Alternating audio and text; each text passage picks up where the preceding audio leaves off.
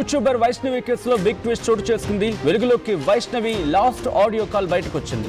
వైష్ణవిపై హరిబాబు తల్లి లక్ష్మి బూతు పురాణం. బబ్బబ్బబ్బ, అది వింటే రెండు చెవులు మూసుకోవాల్సింది.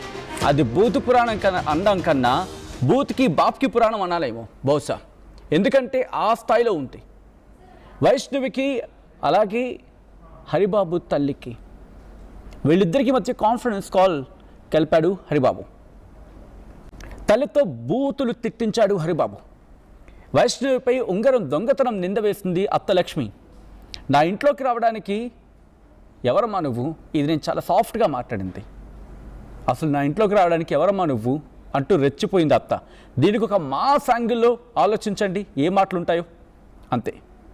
వైష్ణవిని చెప్పలేని విధంగా, బహుశా బూతులు అనే దానికి ఇంకా ఏమైనా డబుల్ డోసేజో ట్రిపుల్ డోసేజో ఉంటే ఆ భాష అంతా ఆవిడ మాట్లాడింది. అన్నీ బూతులే. భార్య వైష్ణవిని తల్లి తిడుతూ ఉంటే అసలు హరిబాబు అక్కడ ఉన్నాడా అని అనిపిస్తూ ఉంటుంది.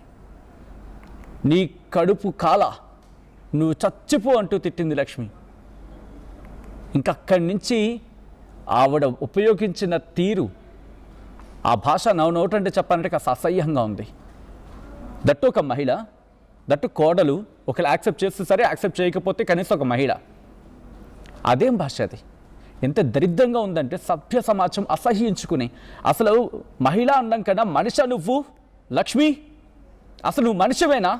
మహిళ అనే విషయం పక్కన పెట్టాలి. నీ ఈ విషయంలో నేను